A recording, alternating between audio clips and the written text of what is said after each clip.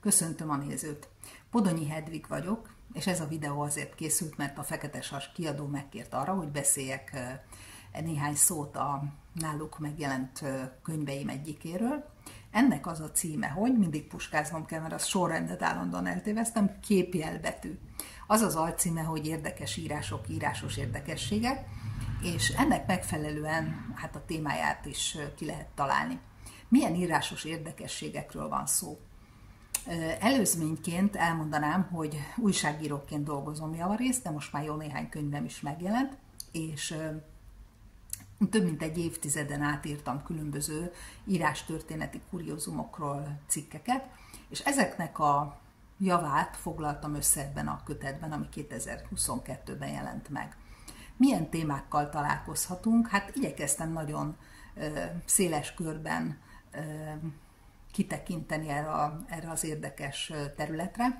Így foglalkoztam például a cikkekben, majd pedig ennél fogva a könyvben is, az analfabetizmus kérdésével, hogy milyen volt a jellegzetes aránya az analfabetizmusnak korábban, milyen most, mik azok az újszerű fogalmak, amiket úgy említhetünk, hogy funkcionális analfabetizmus, vagy digitális analfabetizmus, ugye ezek relatíve új fogalmak, de bizony foglalkozni kell velük.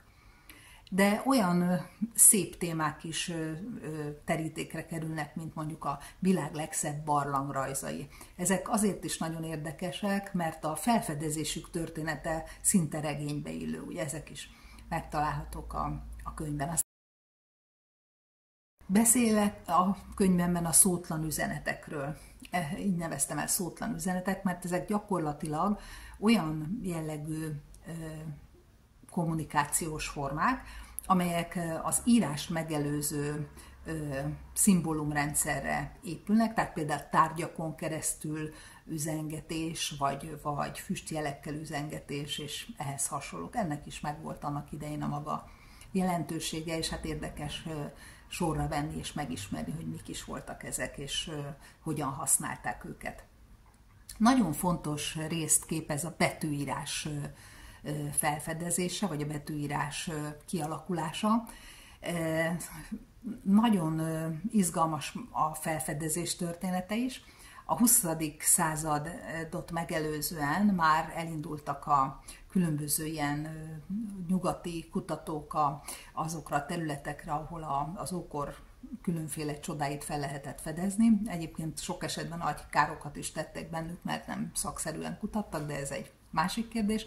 És volt egy nagyon neves kutató, Flinders Petrie, és volt neki egy jóval fiatalabb felesége, akivel nagyon szerették egymást, mindenhova elkísérte a férjét az útjaira, és együtt mentek többek között a Sinai-félszigetre. Itt Petrie a kutató csoportjával szentélyeket akart megvizsgálni, és miközben a férfiak a szentélyeket kutatták, az alatt a feleség is ott a területen tartózkodott és bóklászott, és egyszer csak egy régi részbányának a bejáratánál különös kőlapokra lett figyelmes, amelyeken betűszelő, hieroglifához hasonló, de annál egyszerűsítettebb formájú szimbólumokat vett észre, felhívta a figyelmét erre a többieknek, és hát kiderült, hogy amit felfedezett, az nem más, mint az első betűírásos régészeti lelet.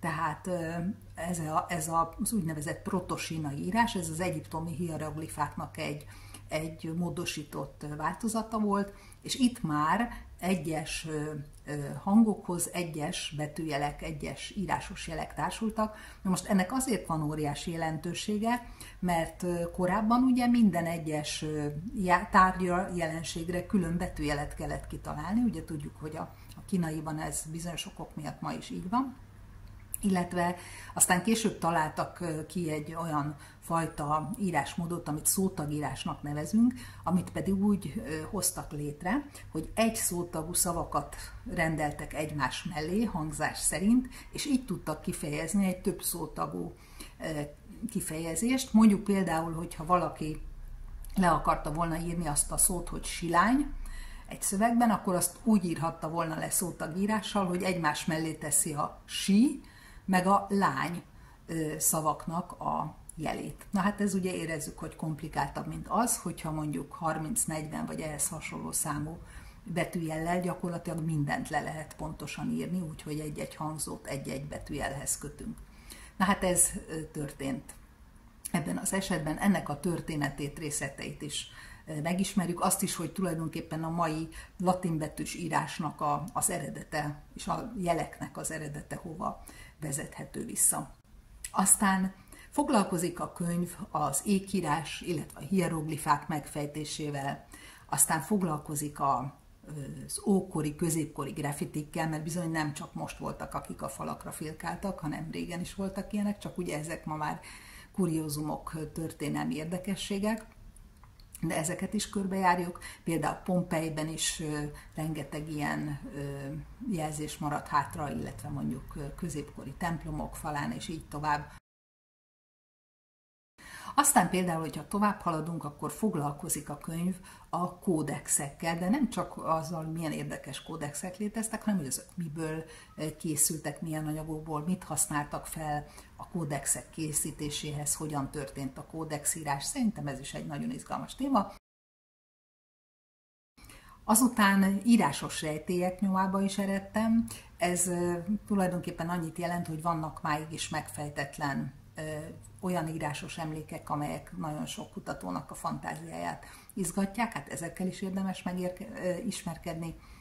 Foglalkoztam a könyvben királyi aláírásokkal, tehát hogy bizonyos uralkodók kézjegye mit mutat, egyáltalán az adott uralkodótól származik-e az az aláírás, amit neki tulajdonítunk, hogyha az övé, akkor az milyen jellemvonásokra enged akár következtetni. Azt közbevetőleg mondom, hogy azért kerültem erre a területre, vagy azért tévedtem erre a területre, ezt tévedésnek lehet nevezni, mert íráselemzőként, írásanalitikusként is tevékenykedem, és ezért ez a pszichológiai megközelítése a kézírás elemzésnek nem áll távol tőlem.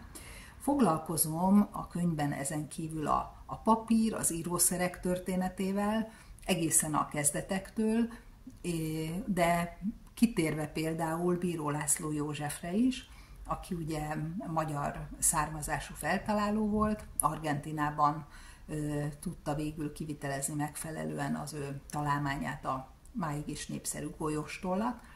Egyébként Argentínában az ő születése napja máig is a feltalálók napja. Tehát úgy gondolom, hogy eléggé széles rálátást ad ez a könyv valóban az adott témakörre, és teljesíti azt, amit az alcímben ígér, hogy érdekes írások, írásos érdekességek.